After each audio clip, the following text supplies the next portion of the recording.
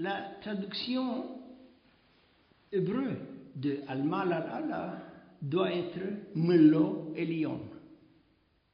La plénitude supérieure. Mais toujours les traducteurs philosophiques ont donné des autres types de traductions, comme en hébreu, Chevraï, Mamad, Elion, des choses qui ne correspondent pas. Et c'est parce que la possible source de le premier livre de la Kabbale donne Maïmonide, c'est-à-dire la source de la vision pléromatique de la divinité, a été ignorée. Qu'est-ce que c'est intéressant est que le premier auteur qui a reconnu l'explication correcte a été un kabbaliste. Il s'appelle Nachmanide, qui a donné une traduction exacte en hébreu. Mais la traduction a été publiée d'une façon erronée. Et encore une fois, les chercheurs ont ignoré ce type d'influence, et je crois que nous pouvons parler de Maïmonide, le jeune Maïmonide, qui a donné à Kabbale une vision de l'union mystique d'une part, et une description théologique du monde supérieur qui est devenu classique dans le développement de la pensée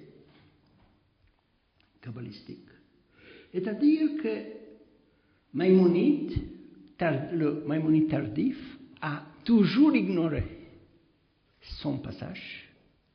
Il n'existait pas dans toutes les œuvres postérieures de Maïmonide de l'idée que l'âme peut devenir Dieu. Il a disparu. Il n'existait pas de la terminologie de Alma al-Ala. C'est-à-dire, Maïmonide a changé d'une façon, je crois, radicale sa pensée religieuse. La pensée de le jeune Maïmonide a été plus proche à la Kabbale. Il a été reconnu par Nachmanide d'une façon très très claire. Nachmanide, qui a été une grande critique de Maïmonide, a reconnu que dans le cas de ce passage, Maïmonide a raison, que c'est une exception dans l'ouvrage de Nachmanide. C'est-à-dire, Maïmonide a contribué quelque chose aussi à la Kabbale, mais nous devons parler d'une Maïmonide de jeunesse, pas le Maïmonide classique. Un autre sujet que je voulais discuter ici, c'est Maïmonide et la langue. Maïmonide a été un penseur aristotélien, c'est-à-dire que pour lui, la langue est conventionnelle. Toutes les langues sont, pour Maïmonide, fondamentalement le même. Il y a une langue divine. Et l'hébreu, il n'a pas insisté de le dire, mais c'est la conclusion. L'hébreu ne diffère pas des autres langues. Nous pouvons voir dans la Kabbale aussi une réponse. Ce n'est pas pour la première fois, mais les kabbalistes ont insisté que la langue hébreu est la langue de la divinité. Il est naturel, il est puissant, pas conventionnel. C'est une autre réponse. Mais qu'est-ce que c'est intéressant? Et maintenant, je voulais parler sur le dernier Maïmonide. Que Maïmonide, le philosophe, qui insiste que la langue est conventionnelle, a mentionné quelquefois dans le Guide des égarés qu'en fait, il est possible de comprendre la Bible hébreu par utilisant des combinaisons de lettres. J'insiste. Maïmonide, dans le Guide des Égarés, a écrit, je peux vous donner des références exactes, c'est un peu choquant, que malgré la vision de la langue hébreu conventionnelle, il a, d'une façon explicite, dit qu'il y a des passages dans la Bible dans lesquels nous devons appliquer des combinaisons de lettres. Ce type de discussion se trouve dans le Guide des Égarés, partout, chapitre 43, qui est le passage le plus explicite. Mais il se trouve aussi dans quelques discussions dans la troisième part du Guide des Égarés, où il mentionnait encore une fois ce type de combinaison de lettres. C'est très bizarre, je dois reconnaître que c'est très bizarre, pas seulement pour moi, mais aussi pour des chercheurs de Maïmonide, que dans le moment que j'aborde ces discussions de Maïmonide, c'est toujours un silence. J'ai donné quelques conférences sur ces sujets de Maïmonide, et toujours la réaction est silence. C'est-à-dire, ici, nous avons quelque chose incohérent dans le Maïmonide, c'est-à-dire la langue conventionnelle, mais l'interprétation peut être faite d'une façon que doit admettre que la langue est quelque chose de plus qu'une communication conventionnelle. Et c'est ici que nous pouvons trouver l'apport de Maïmonide à un développement de la Kabbale qui n'était pas négatif aux critiques vers Maïmonide, mais plus sympathique. Après le premier pas de la Kabbale en Provence et Catalogne, dans la dernière part du XIIIe siècle, il y a un autre type de Kabbale qui est une synthèse entre Maïmonide et les traditions juives linguistiques d'origine ancienne, comme Sefer Yetzirah, et des origines ashkénazes. Ce type de synthèse a été développé par un kabbaliste qui s'appelle Avraham Abulafia, pour la première fois à Barcelone. Abulafia était un étudiant très sérieux de le Guide des Égarés. Il a écrit en fait 3 commentaires, le seul auteur qui a écrit 3 commentaires sur le Guide des Égarés. Il n'y a pas aussi un philosophe qui a écrit plus que 2. Quelqu'un ici à Provence a écrit 2, Ibn Kaspi, mais il a été influencé par Abulafia aussi. Mais en tout cas, nous pouvons parler d'un type de la Kabbale qui n'est pas toujours une réaction critique, une contre-révolution. Mais il y a aussi une Kabbale qui s'appelle Kabbale prophétique ou Kabbale extatique, dans laquelle nous pouvons trouver une influence impressionnante de Maïmonide.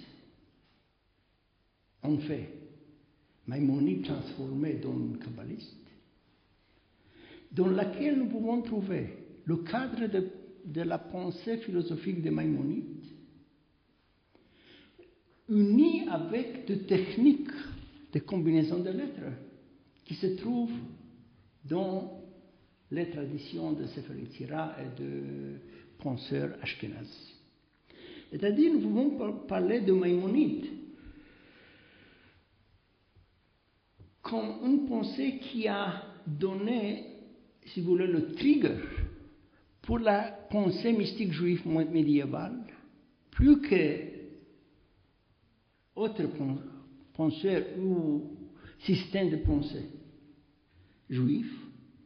Et je crois que qu'est-ce que c'est intéressant est le fait que Maïmonide a créé non seulement la philosophie juive médiévale, s'il existe, ou la théologie juive médiévale. Il a créé aussi, d'une façon modeste peut-être, la mystique juive médiévale, qui s'appelle Kabbale, d'une façon positive ou négative. Je crois aussi qu'il a contribué aussi à la création de la magie juive médiévale, mais c'est un autre sujet. Je crois que je vais donner le sens de le sommaire. Maïmonide est un énigme.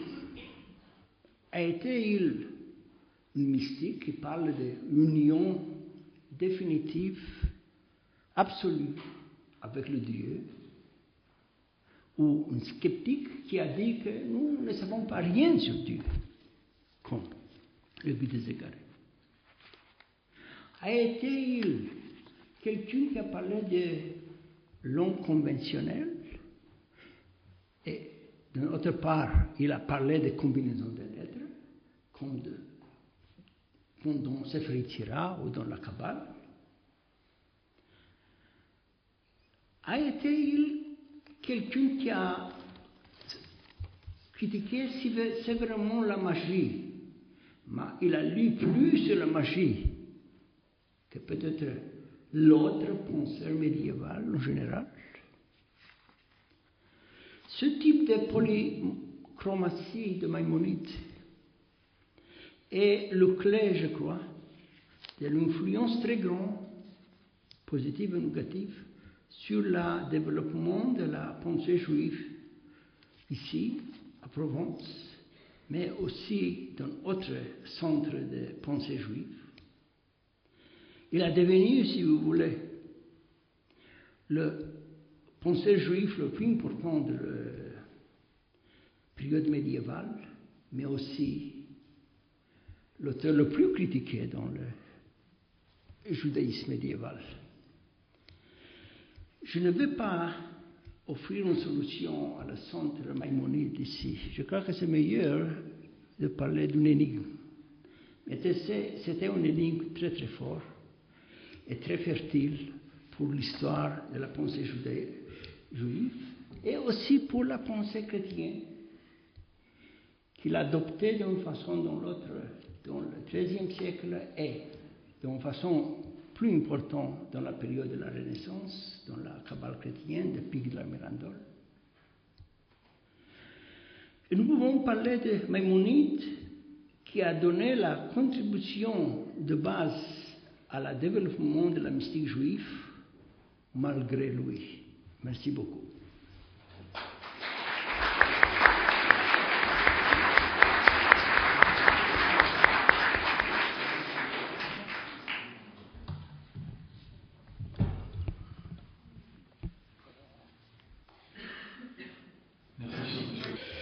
Oui, le succès incroyable de Maïmonide, ce n'est pas seulement le génie de Maïmonide.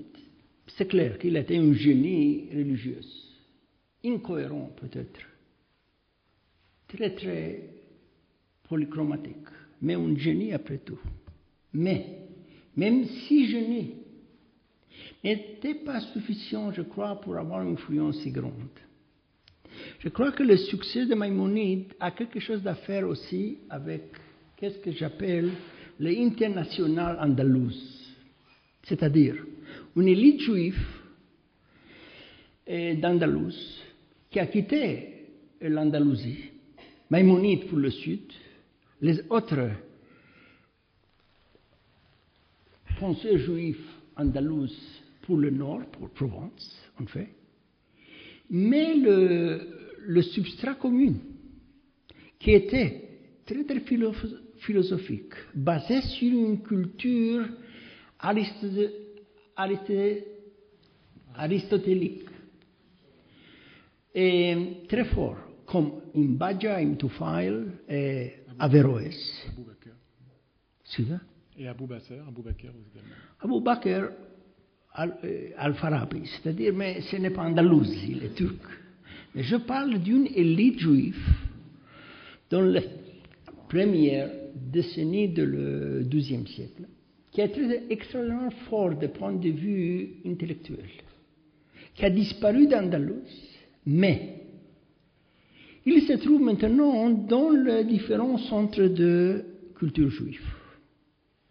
Dans le moment que Maïmonide a écrit Le Guide des Égarés, il est devenu l'héros de l'élite andalouse internationale. Immédiatement, il a été traduit, commenté, et les Andalous ont devenu, en fait, les défendeurs de Maïmonide. Maïmonide a été en Égypte, ce n'est pas exactement Europe. Des élites juives et européennes ont été très négatives vers Maïmonide, spécialement l'élite ashkénaze et français du Nord. Pourquoi est devenu Maïmonide classique en Europe juive? C'est parce qu'il a été une élite juive andalouse pour laquelle Maïmonide a été le grand protagoniste. Dans le cas des autres élites, comme l'élite provençale, Maïmonide a été, comme dire, pas une bête noire. Il a été une énigme. Quelqu'un qui a dit que votre père en était idolâtre, comme a insisté Abraham ben David de Posquier, qui a été insulté par le fait que Maïmonide a écrit que peut-être les ancêtres d'Abraham peut-être idolâtres. C'est parce que le premier kabbaliste historique, nous avons le nom Abraham ben David de Posquier, est aussi le premier critique de Maïmonide en Europe. Mais la critique est une critique modérée. Qu'est-ce que c'est intéressant que parmi les premiers kabbalistes, la critique est modérée. Il y a une critique, mais ce n'est pas si sévère comme dans le cas de la France du Nord ou de Ashkenaz. Il y a aussi des critiques sévères qui se trouvent à Montpellier, oui. Mais je crois que l'influence, c'est une influence qui vient du Nord. En général, nous pouvons parler de deux types de culture juive sur notre sujet que je ne vais pas aborder maintenant. En fait, Provence se trouve entre deux types de culture juive. La culture andalouse, mentaliste, intellectuelle, très philosophique, et la culture du Nord, ashkénaze français, qui n'est pas philosophique, l'orientation est plus linguistique, plus textuelle, plus magique. Et en fait, en Provence, nous avons la place ou la confrontation entre deux types de culture juive très puissants se trouve. C'est aussi la place le plus fertile, parce que les deux types de religions juives ont entré sur un conflit qui a des résultats très, très intéressants. C'est parce que la Kabbale se trouve ici, c'est parce que peut-être aussi la culture philosophique juive et européenne, le plus important de le Moyen-Âge après Andalousie, se trouve en Provence. Pas en France, pas en Castille, par exemple. Parmi les premiers kabbalistes, Maïmonide est, c'est un problème. Il n'est pas une menace si grande, parce qu'il n'a pas devenu le grand Maïmonide. Et dans la première phase de la culture kabbalistique, comme Jacob le Nazirite et Ravad, il y a quelqu'un qui est insolent, si vous voulez, mais il est un grand génie. C'est seulement après la première génération de la kabbaliste que nous avons une attaque qui est plus forte. Nachmanide, par exemple, est plus critique vers Maïmonide, malgré le fait qu'il l'a respecté et même cité, comme je vous à dire avant. Mais je crois que qu'est-ce que c'est intéressant ici que nous pouvons trouver dans le milieu provençal au Languedoc, nous avons d'un import double. Des traditions ésotériques qui viennent de Ashkenaz et des traditions philosophiques qui viennent d'Andalousie. C'est la seule place dans laquelle les deux types de traditions se trouvent face à face. Ce n'est pas de différence entre. Il y a ici une confrontation très très fertile et Maïmonide a contribué la part de la culture juif arabe, si vous voulez, juif arabe, grec, si vous voulez, à la culture juive et européenne. Le fait que l'on puisse citer, je ne vais pas plus loin, Nostradamus et le rabbin de Prague. Est-ce qu'il y a une filiation? Est-ce que ces personnages qui ne vivaient pas dans le même siècle ont eu connaissance les uns des autres, le rabbin de Prague et Nostradamus, connaissance de Maïmonide? Est-ce qu'il y a un rapport? Qu'est-ce que vous pouvez nous dire essentiellement et historiquement de ces deux personnages et qui donc de toute façon ont succédé, ils sont juifs, ont succédé dans le temps, sinon dans la pensée de Maïmonide? Je ne suis pas un expert de Nostradamus. Ce n'est pas clair si Nostradamus a connu Maïmonide. En tout cas, je ne peux vous donner une explication pourquoi je n'ai pas discuté Nostradamus. C'est l'ignorance, mon ignorance. Mais je connais un peu le Maharal de Prague. Et pour moi, il est un penseur juif anti-maïmonidien, très très clair. Je n'avais mentionné toute l'élite ashkénaze qui ont été anti-maïmonidiens. Le Maharal de Prague a été un penseur d'une autre ligne qui vient d'Andalousie aussi. C'est Yehuda Levi, et après Nachmanide. Et Maharal de Prague a été un type de penseur qui a adopté une autre vision qui n'est pas maïmonidienne. Pour moi, Maïmonide est le clé de quelques développements de la pensée juive, mais je ne crois pas qu'il est le clé de tous les développements de la pensée juive. C'est parce que j'ai mentionné le Maharal, n'a pas mentionné Nostradamus et quelques mille autres des auteurs. Je m'excuse.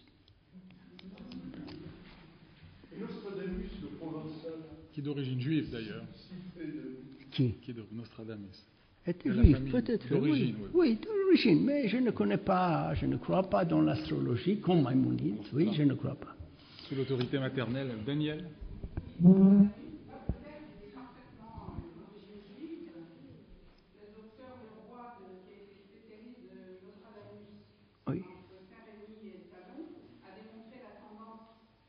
Oui, je connais. L'ascendance maternelle juive sans ambiguïté. Et sans surprise, je m'enorgueillis d'avoir trouvé l'ascendance paternelle juive qui se situait à Marseille. Le Crégus Bonnet s'est converti en 1460, est devenu Jacques Turémy, et sa fille Béatrice a épousé un Jacques de Notre-Dame qui a donné à terme Michel de Notre-Dame, évoqué par notre ami Marcel. C'est vous qui me l'avez appris, c'est la raison pour laquelle je l'ai dit tout bonnement comme ça. Nostradamus, juif lui aussi. Voilà. Ça, c'est en histoire. Je ne parle pas de la pensée de Nostradamus, c'est un autre sujet. Puisque j'ai la parole, si vous me permettez de la garder, un petit peu. Quand vous évoquez les combinaisons de lettres, est-ce que vous pensez à l'algérisation du contenu biblique, qui a été tellement reproché ici à Montpellier? On sait que Jacob en avait dit en pleine synagogue, peut-être rue de la Barraderie, dans ses sermons, allégoriser le contenu biblique à l'instar de ce que prônait le rationalisme maïmonidien. Première question. Et seconde, à propos de la magie, à Montpellier, le dernier des Sidonides, Propacius, a soigné, a travaillé avec Armand Goblet et ils ont soigné les maux de rein en apposant le signe zodiacal du lion. Et je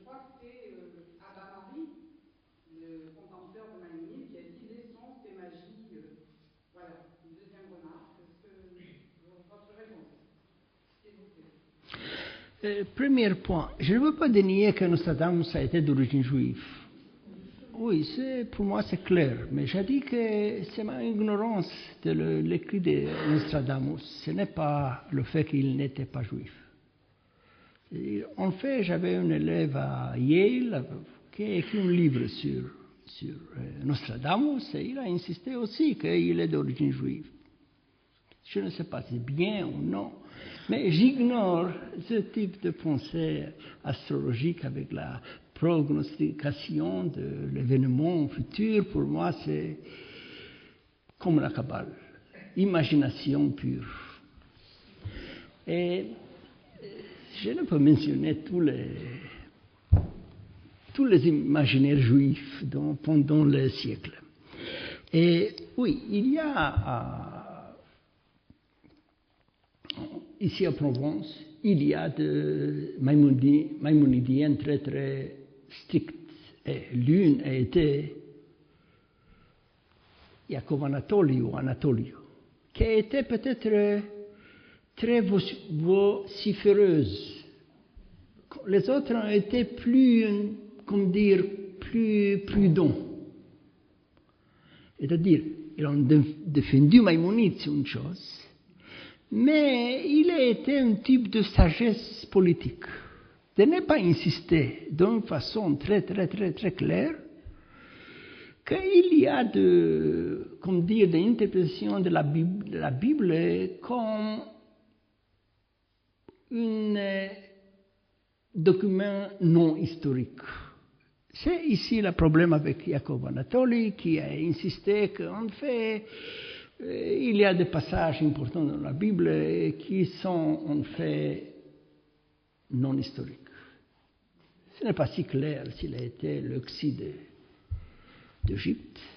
Et des autres choses insolentes, c'est parce qu'il a quitté il a été forcé de quitter la Provence pour l'Italie. Une place dans laquelle toute l'hérésie peut être dit. Ici, c'était déjà dangereux.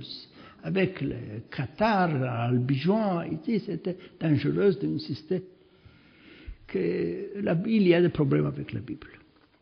C'est-à-dire, la Provence a été une place plus compliquée que j'ai mentionné. Les deux types de littérature juive, ou de pensée juive, deux modalités. Vous connaissez meilleur qu'il y a aussi quelques Qatars ici qui ont compliqué la vie en général. C'est aussi quelque chose de très fertile, du point de vue de l'histoire de la religion. Et il y a des maïmonidiens qui ont été insolents ici, et ils ont quitté, c'est très intéressant, qu'ils étaient forcés de quitter.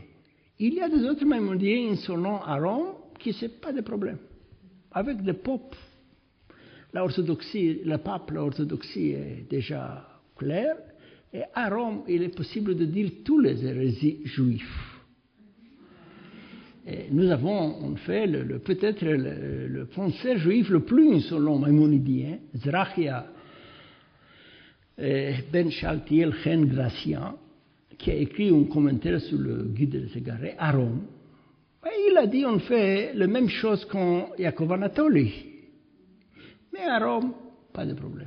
À Provence, c'était une peur que quelqu'un peut devenir un hérétique.